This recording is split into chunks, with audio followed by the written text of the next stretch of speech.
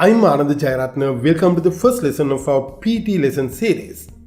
The main purpose of this lesson series is to guide you have better scores at PT examinations.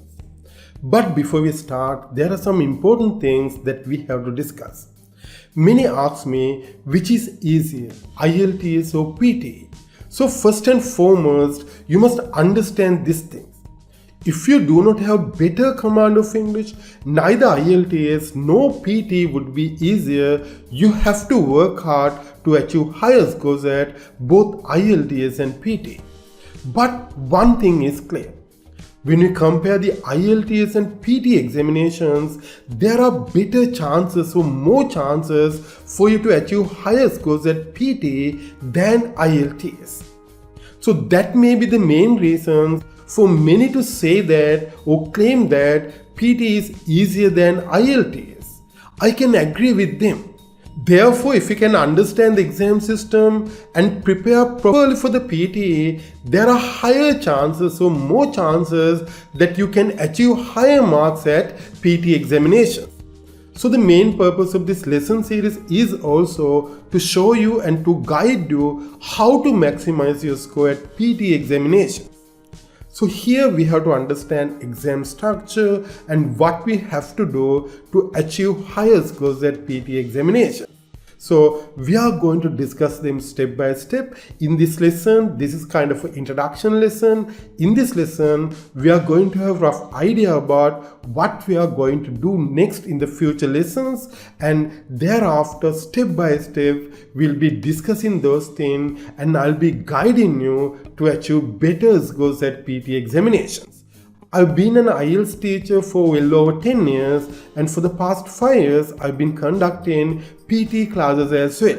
So I'll be using that experience to guide you, to show you how you can achieve better marks at PT examination, what you have to do to achieve better scores at PT examinations.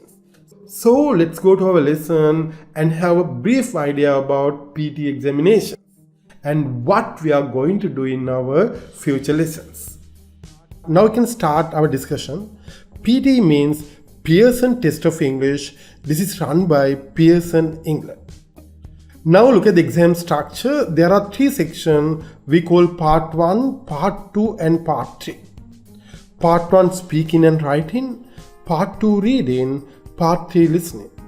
So altogether we get somewhere about 3 hours for all these sections. Part 1, Part 2 and Part 3 will be discussing the individual timing later.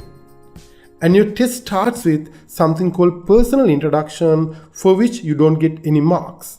So we'll be discussing that one also later. For the time being, keep in mind that there are 3 sections called Part 1, Part 2 and Part 3.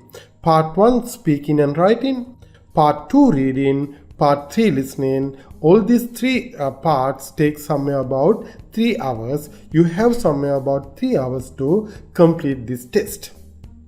If we compare IELTS and PT, this is where the advantage of PT lies. We get somewhere about 20 different question types at PT. So here we can focus more on questions where we get more marks. Since we have different type of tasks, we can focus more about the tasks where we get more marks.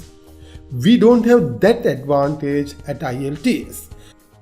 You can understand this when you look at the next chart. Here in this chart, we get a rough breakdown about the importance of each task in the PT examination. Now here PT is integrated test. That means all the modules are integrated. When you do speaking, for some speaking questions, you get marks for writing as well. When you do some listening tasks, from this listening tasks, you get marks for the speaking as well. So this is also another advantage. For example, when you do IELTS, for your speaking mark, only for the speaking. You don't get any marks for the reading or listening. But at PT, speaking you get marks for your reading as well as your listening. So because of that reason, if we analyze these questions or tasks properly and prepare ourselves properly, we'll be able to get more marks. And the next thing is, marks are given by AI, artificial intelligence, not by humans. So because of that reason, there are some tricks that we can play to get some marks as well. So we'll be learning about them as well later in our discussion. What are the tricks that we can have because of the AI, artificial intelligence given marks? But keep in mind that we cannot entirely depend on those tricks. But actually there are some tricks that really works. We'll be learning those things as well later in our discussion. Now study another interesting thing about this PT examination. Now look at this essay questions. The essay comes somewhere about 10 or 11th according to the importance. That means even without writing essay, you'll be able to get somewhere about 60 marks at PT for all the modules. Even for writing, you can achieve somewhere about 60 marks. If you calculate these marks, you can see that you get 60 marks even without writing essay. I don't mean that we are going to skip the essay altogether. But when you look at this table, we can have an idea that even without writing the essay, we can achieve 60 plus mark for PT writing. And the next thing that you must understand, PT has never disclosed their marking criteria, what we call marking algorithm. This is kind of a rough estimation. But when you go through PT official material and other literature, we can say that this breakdown is mostly accurate. We are also going to use this table to understand where our focus should be to achieve better marks or higher marks at PT. And this will be the main objective of my lesson series, to show you, to guide you where to focus to obtain better marks at PT examination. To summarize, this is the main advantage of PT over IELTS. When we do IELTS, we have to do separate tests or separate tasks, separate modules, listening, reading, speaking and writing. But at PT, these modules are integrated. That means when we do speaking, we get marks for listening and vice versa. So if we focus properly, we have better chances of obtaining more marks at PT examination.